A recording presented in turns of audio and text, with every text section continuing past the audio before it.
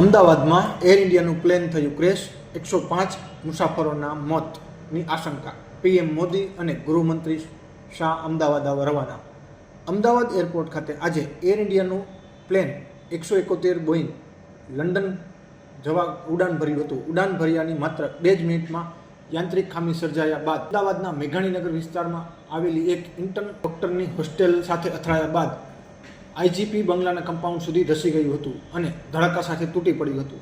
આ ઘટનામાં પ્લેનમાં સવાર 242 મુસાફરોની હાલત અત્યંત ગંભીર હોવાનું સામે આવ્યું છે, જે પૈકી 105 લોકોના મોત થયા હોવાનું હાલ પ્રાથમિક માહિતી સામે આવી રહી છે.